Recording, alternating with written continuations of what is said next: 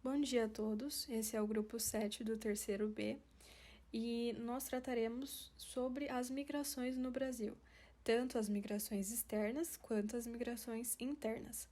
O grupo é composto por mim, Lívia, também pela Jennifer, Lorena, Natália, Marcele e Yasmin. Primeiro, é importante ressaltar que o Brasil foi e continua sendo um país de forte presença de imigrantes. E isso desde o período colonial, no qual os portugueses trouxeram os africanos escravizados. E mais tarde, já no século XIX, no qual o Brasil estava vivendo o auge da agricultura do café, houve a maior entrada de imigrantes no país. E esses imigrantes, principalmente os portugueses, italianos, espanhóis, alemães e também os japoneses. E o principal objetivo era constituir mão de obra para o cultivo do café, já que no ano de 1850, com a Lei Eusébio de Queiroz, ficou proibido o tráfico negreiro. E um pouco mais tarde, em 88, quando foi totalmente abolida a escravidão, o número de imigrantes vindos para o Brasil continuou elevado até as primeiras décadas do século XX, E aí, em 1934, foi estabelecida uma lei, a Lei de Cotas, que restringia a entrada de estrangeiros, com exceção dos portugueses no país. Mesmo assim, o Brasil continuou recebendo imigrantes, é claro que em uma proporção bem menor, até porque, com a chegada da Segunda Guerra Mundial, na década de 40, o Brasil, assim como vários outros países do mundo, receberam muitos imigrantes, principalmente judeus, poloneses, japoneses, chineses e muitas outras pessoas provenientes de países europeus, já que lá estava instaurada a guerra. Além disso, dando foco para os dias atuais, é importante lembrar que desde a década de 1990, o Brasil recebe muitos imigrantes, principalmente de países vizinhos, como paraguaios, argentinos, bolivianos e recentemente uma grande onda de haitianos e venezuelanos. E grande maioria desses imigrantes, eles continuam de forma ilegal no país. Hoje, estima-se que no Brasil existem mais de 774 mil imigrantes e refugiados. E, mesmo assim, a legislação para estrangeiros continua defasada e pouco democrática. Bom dia, meu nome é Marcele e eu vou falar sobre os refugiados no Brasil. Vou começar explicando o que é. Refugiado é toda pessoa que, em razão de fundados temores de perseguição devido à sua raça, religião, nacionalidade, associação a um grupo social ou opinião política, encontra-se fora de seu país de origem e que, por temores ou não poder ou não querer, regressar ao mesmo. Eu vou falar um pouquinho mais sobre eles agora. A crise mundial dos refugiados aconteceu em meados da década de 2010. O Brasil passou a receber o maior número de pessoas fugindo de conflitos, guerras, perseguições políticas e religiosas, Como foi que eu expliquei. Na década de 1990, o país aprovou uma lei que regula a situação de refugiados de acordo com a Convenção do Estatuto do Refugiado. Enquanto em 2011 o país recebeu cerca de 4.300 refugiados, em 2015, somente até agosto, entraram no Brasil 8.400 refugiados. Uma curiosidade é que o maior número de refugiados no território brasileiro era formado por sírios, O gráfico que eu vou mostrar a seguir mostra a quantidade de refugiados reconhecidos, o que é aqueles que ingressaram no Brasil obtiveram reconhecimento junto à autoridade migratória. Muitos deles não fizeram isso, Então tem uma certa discrepância entre o número total de refugiados que estão no Brasil e os reconhecidos. Como vocês podem ver, houve um aumento muito grande no número de refugiados vindos para o Brasil. Agora eu vou falar sobre a situação deles aqui, Que é bastante difícil, principalmente nos primeiros meses, depois que chegam, Porque eles não têm casa própria, não têm moradia e muitos deles nem falam fluentemente a língua portuguesa. E o órgão responsável por cuidar disso é o CONARE, Comitê Nacional para os Refugiados. O objetivo deles é dar apoio aos refugiados, procurando entregá-los à sociedade, oferecendo aulas de português, cursos profissionalizantes, auxílio moradia, entre outros benefícios. Alguns desses refugiados passaram até a receber o Bolsa Família.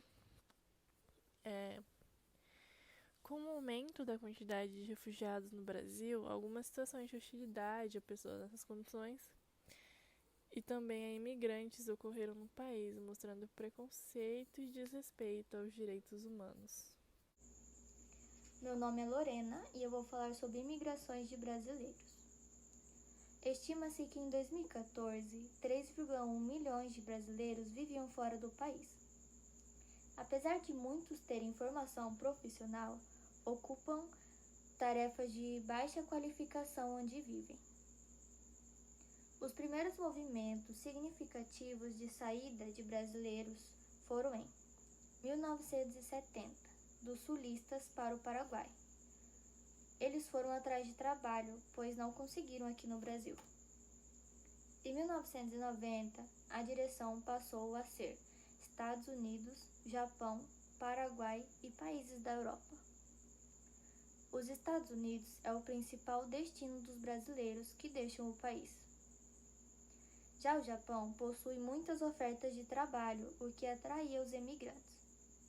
Mas o Japão passou por períodos de fraco crescimento na economia, o que fez com que seu número de imigrantes diminuísse. Países da Europa também eram alvo de destino dos imigrantes. Com a crise econômica de 2007 e 2008, fez com que milhares de brasileiros retornassem ao Brasil. Meu nome é Jennifer e eu vou falar sobre migração nordestina e êxodo rural. Após a década de 1950, milhões de nordestinos migram preferencialmente para o eixo Rio-São Paulo. Secas prolongadas, alto índice de miséria e pobreza, falta de emprego e más condições de vida. Essa mão de obra foi absorvida por diversos fatores: metalurgia, indústria de peças e automóveis, construção civil e empregos domésticos. A imigração da região Nordeste para o Sudeste, interregional, foi acompanhada da migração do campo para a cidade. Foi na época de 1960 que a população urbana superou a população rural.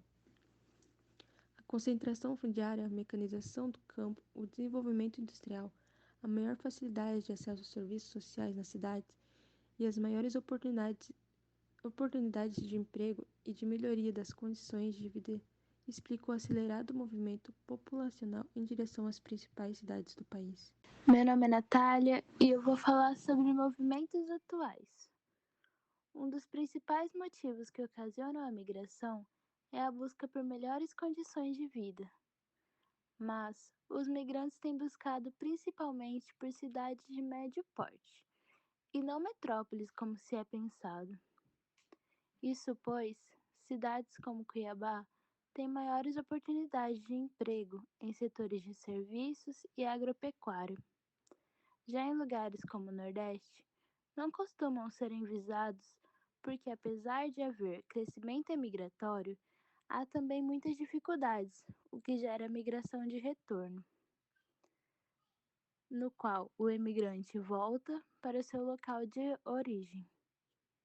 Meu nome é Yasmin e eu vou falar um pouco sobre a migração e o preconceito.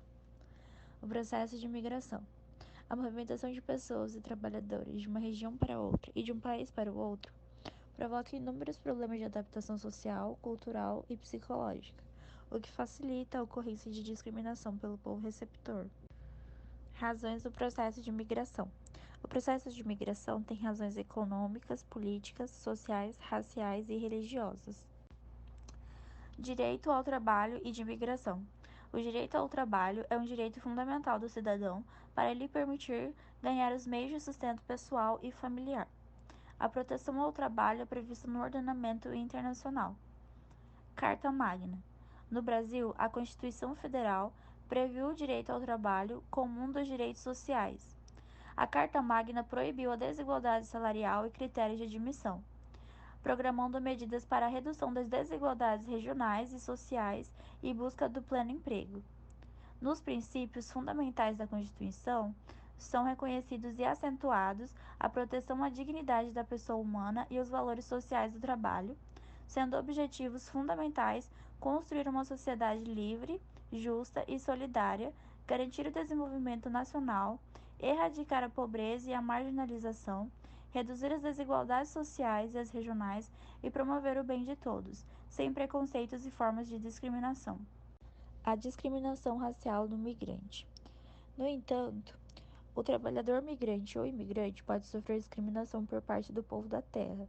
A discriminação pode ter base política, econômica, racial e sexual. Os problemas de língua e culturas diversas contribuem para a discriminação, porque causam distância e dificuldade de convivência e integração. Conclusão. Assim eu concluo. O processo de migração interna e externamente é constante, principalmente por razões econômicas e sociais.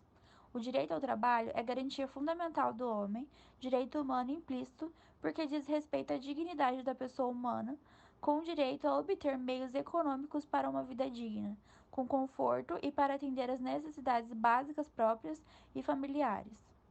É vedada a discriminação racial e por trabalho, tanto para nacionais como para estrangeiros legais. Não pode ocorrer discriminação quanto ao acesso ao trabalho, diferenças salariais e ascensão funcional por raça, sexo ou nacionalidade. A discriminação afeta mais os estrangeiros de menor nível cultural, social e econômico.